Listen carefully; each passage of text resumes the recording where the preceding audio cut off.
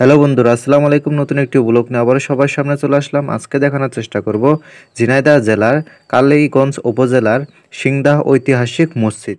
এই মসজিদটি সিংদাহ আউলিয়া মসজিদ এবং খানায়ে খুদা মসজিদ নামেও পরিচিত। ঐতিহাসিক সূত্রে জানা যায় খান জাহান আলী সহ 12 জন আউলিয়া এই অঞ্চলে এসেছিলেন এবং এ অঞ্চলে বিভিন্ন ধর্মীয় স্থাপনা তৈরি করেছিলেন এবং গাজী কালু চম্পাবতী নামক একজন ব্যক্তি এই মসজিদের কাজ নির্মাণ করেছিলেন বলে ধারণা করা হয়। আর মসজিদটির নকশার সাথে সুলতান আমলের মসজিদের নকশার সাথে মিল পাওয়া যায়।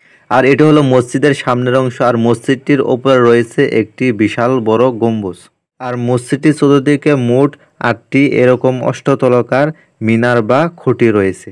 এখানে একটা বিশেষ বিজ্ঞপ্তি দেওয়া আছে যে কোনো ব্যক্তি যদি প্রকৃতি ধ্বংস করতে চেষ্টা করে বা অনিষ্ট করতে চেষ্টা করে বা তার উপর দেয়াল লিখন বা অন্য কিছু করতে চেষ্টা করে তাহলে বাংলাদেশ দণ্ডবিধি অনুসারে তাকে 1 বছরের জেল এবং অর্থদণ্ড দণ্ডিত হতে পারে। আপনারা যে মসজিদের দেয়ালে চুনগুলো দেখতে পাচ্ছেন এগুলো হলো এক ধরনের মানত, যেগুলো এই এলাকার মহিলারা এসে এখানে লাগিয়ে দেয়।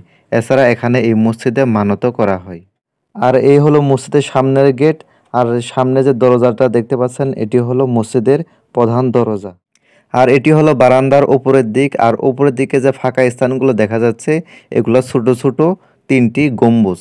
বারান্দার দেয়ালগুলোর উপর তো দেখুন কত মোটা। মসজিদের ভেতরে হালকা আলো ছিল, তবে হালকা সবকিছু একটু একটু করে দেখা যাচ্ছিল। আর এটি হলো মসজিদের ভেতরের অংশ। আর উপরে যে কারুকার্য বিশিষ্ট গর্তটি দেখতে পাচ্ছেন এটি বড় গম্বুজ। পুরাতন এই মসজিদটি দেখতে আপনারাও চলে আসতে পারেন। ঝিনাইদহ জেলার কালীগঞ্জ উপজেলা থেকে মাত্র 5 কিলোমিটার দূরে অবস্থিত। সুলতানি আমলের সব মসজিদগুলাই এরকমভাবে সুন্দরভাবে সাজানো, দেখলেই আপনার ভালো লাগবে।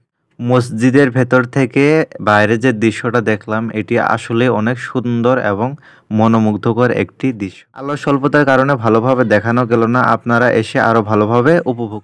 আজ বিদায় নিচ্ছি, দেখা হচ্ছে নতুন একটা ভিডিওতে। ভিডিওটি কেমন লাগলো কমেন্টে জানাবেন। আর চ্যানেলে নতুন হলে চ্যানেলটি সাবস্ক্রাইব করার জন্য অনুরোধ রইল।